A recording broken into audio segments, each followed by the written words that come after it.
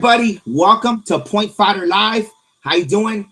I'm Alex Reyes, and I'm here today with Katarina Herman, the winner of the Battle for the Crown. Thanks for joining me today. Everything good? Absolutely, sir. Everything's great. Thank you for having Awesome, me. awesome. Yeah, great to have you on. And the tournament was great. For anybody that doesn't know, Katarina's for me is like one of the top fighters right now, and a household name, a superstar. So and you're so young still, right? How old are you? I am 19 years old, sir. 19 years old. Wow. You're just getting started, really. Wow. That shows. Wow. And you've been like I remember like 2 years ago.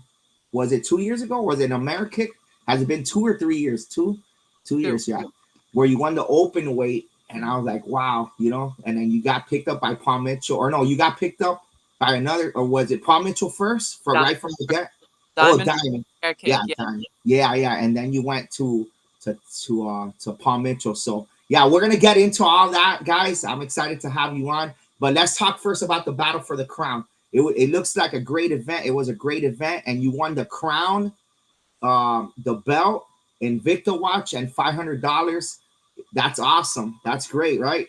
Thank you. Yes, it was awesome. It was a great experience, honestly. Like, always Richie Everidge is incredible promoter and just person in the martial arts like Yeah, community. So able to be yeah. able to support his tournament. But yeah, it was awesome. Yeah, that was good. No, the competition was great there too. There was people from all over. I saw Amber won the forums, right? Amber Rutherford won the forums, and some top tier competitors were there. And USA Sport Karate was there. That was pretty cool to see USA Sport Karate there.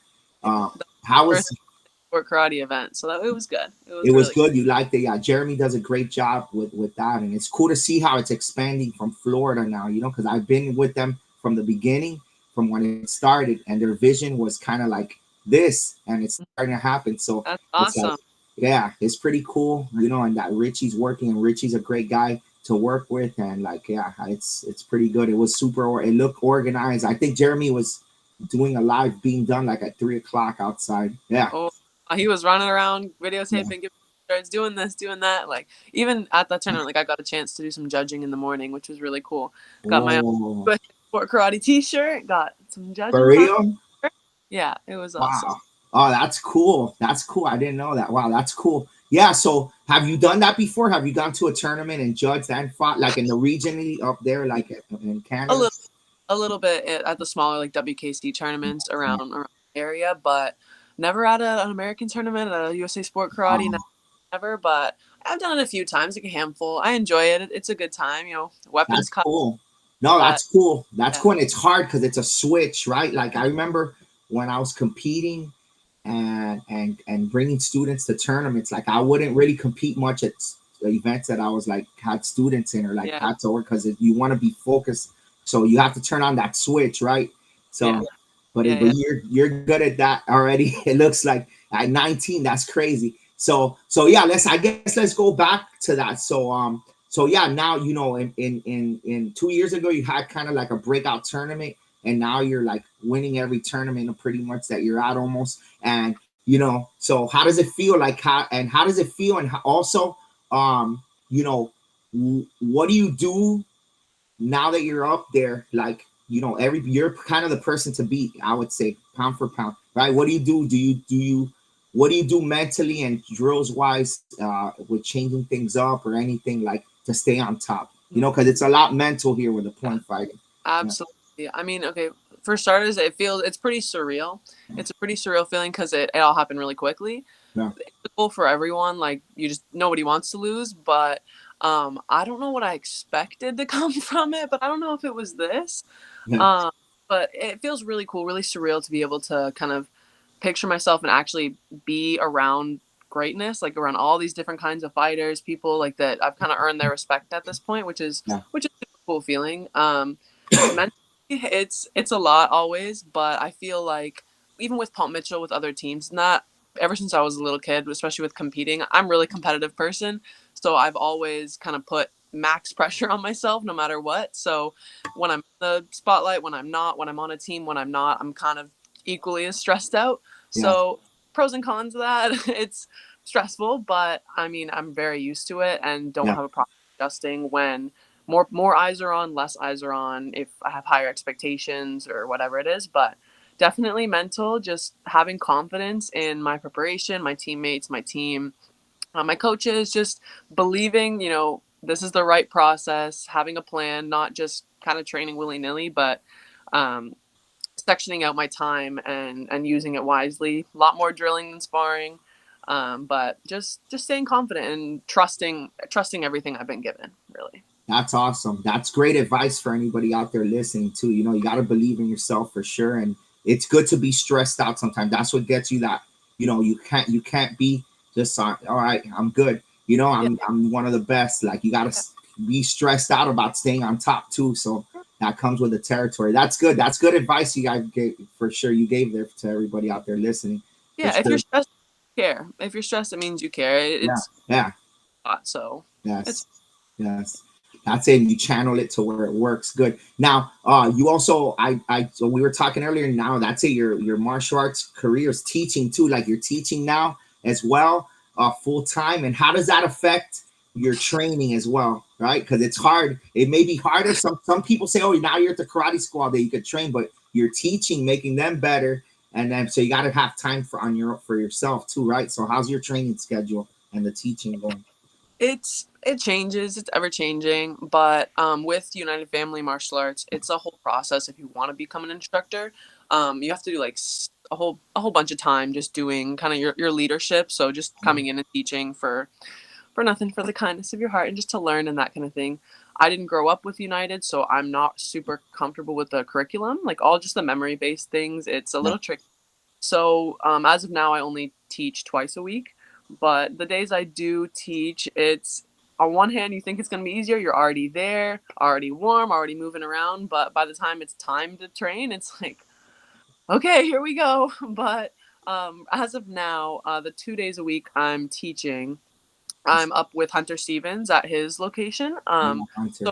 it's really good to even just 8, 9, 10 p.m. be able to step back, quiet school. Hunter and I and a few others can just kind of work some drilling, bounce some ideas off each other, which makes it a lot easier having him.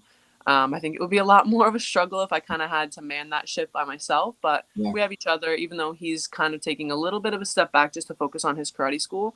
Yeah. He's still an incredible fighter and really, really helps push each other and push me when we don't necessarily feel like training, maybe after a long day of teaching. Yeah. No, yeah, Hunter's a great guy too. He's a good dude for Yeah, sure. No, yeah, absolutely. he's a great guy. No, that's awesome. That everything you're saying about that is awesome. And now, also with teaching, I don't know if you noticed this yet, but I feel like when I teach, it would help me with my fighting too, Yeah, right? Because absolutely. you're there seeing things and you I don't know, it helps. I guess when you're in it, right? A It little, helps a little bit, right? Yeah, and with absolutely. the drills, right? When you're holding pads for people, you kind of like you learn by teaching as well, right? Yeah. Absolutely. It's a different perspective for sure. Yeah. And even like trying to be creative with the kids, I'll come up with like new drills or Hunter will come up with a new drill and I'm like, Yeah. I could do that. I could maybe benefit from that. Wait a minute. Yeah. Let's Yeah. bring that back when it's our class. Like, Yeah, that's right. You see that, you learn. Yeah, exactly. You see, you come up with stuff that's good for yourself too. Yeah, you come up with more ideas. You're right. That is 100% sure. That's 100% statement there. Awesome. So, hey, so Paul Mitchell, how long have you been with them now for? a year and a half A year and a half. Okay. Yeah, a year and ish. a half. Because Yeah, I got because it was January Yeah, last it was year. January last year. Yeah. Wow. So how did that? Because Paul Mitchell is Paul Mitchell. They're like the Yankees of sport karate. Even though Babcock doesn't like that, he's like, no, we're the Red Sox. Yeah. He's like, and he's like, but really, really like, how did that whole? How did you get the call? Was it a call? Who came up to you first? Tell us a little story about that. That's always cool. So with the whole process of being on the team, I had shown interest a long time before they actually picked me up. Yeah. They're always scouting, but I had no idea really how serious they were about it. Eventually, it was a call. Coach Damon gave like FaceTimed me. Nice. Yeah, it was like a video call. It was probably my dad recorded the whole thing just from the couch. He's Oh probably man, that's 5 minutes awesome. ago. Yeah. But yeah, so way back before probably 2022 even. Like the year I won Amerikick, I had shown interest. They had reached out to a couple of the United locations, Trevor and Casey, and just wondering, they wanted to pick up some juniors, just looking for Yeah, some younger people with a good work ethic, talented fighters, that kind of thing. We had shown interest, Jake Muick as well. A few of us had written up a little resume, like sent it in. That year at Ocean State, we briefly met. I met Damon for the first time there. And from about that point until for the rest of the year, really, until 2023, it hadn't really been anything. I kind of, I don't want to say I forgot about it, but it was just kind of moved on and past it. yeah, 2023, then when I won the Warrior Cup, because Jake had already been picked up on the team, yeah, and we trained together. He lives pretty close, so he had let me know, like, hey, they're still looking, like, we'll see, keep your eyes open, just letting you know. So eventually, after the Warrior Cup, I got that phone call from Coach Damon, which was just life changing. Honestly, it was incredible. yeah, I knew the weight of it all at the moment, but having seen what's happened ever since, it was even more than I was expecting. yeah. Um, it was just really really a surreal experience to be able to be a part of that too. Like just the historic phone calls that have been made in the history of Paul Mitchell, Real. Yeah, part of that, like it was yeah. incredible. It was really cool. I was glad my dad was there to actually see it, but Yeah, yeah. and you got the recording. That's awesome. That's a great memory you have there. That's really cool. That's good that you got it. He whipped it out quick. He's like, I'm Oh, right. I was trying not to look at him. Just yes, sir, coach. Hey, that's awesome. That's really cool. That's a good story there. See, I knew it was gonna be good because they're always, every time I go to a tournament, I see Don Rodriguez. I just talk about, Yeah. stuff. He kind of mentored me a little bit with the coaching and gave me some great advice throughout my coaching career too. Oh, He's a I great love that. guy. He's Yeah, awesome.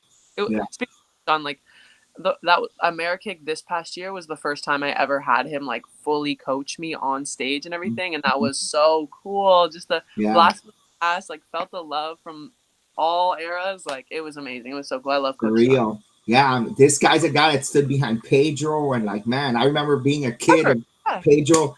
He would give Pedro, like, he would lift his hand and Pedro would do a jump spin kick like a high five. That was so cool. Yeah. So really legendary for That's sure. So another legend, Trevor, and like your kicking style is kind of similar to, right. Well, kind of, you have a kind of unorthodox style of kicking too, kind of like Trevor, right? In a way, with an, I don't know, an angle pump type, which is cool. Um, and yeah, so kicking, right? And kickers, this is the subject I want to bring up. The kicking, right? Kicking, we don't have as many as we used to in the 90s, right? So when I see kickers, people like, yeah, I really love it, and I want more people to kick. So yeah, like seminars. Have you been doing seminars and privates? Have you been getting a lot of those? just a little bit. I'm slowly Okay. getting kind Yeah. of into that world. It's this year would be my first full year really doing that. I mean, Yeah. last year US Open seminar, but I feel really confident teaching and doing my seminars and private lessons. But it's just whoever wants them, whoever wants to reach out. But yeah, I did some just some work, and I'll be doing as far as I know now, perhaps a little seminar at SMAC, maybe. Oh yeah. There we go. Um, There we but go. so yeah, and US Open, of course, as the Palm Beach Yes. Yes. really No. Yeah. always.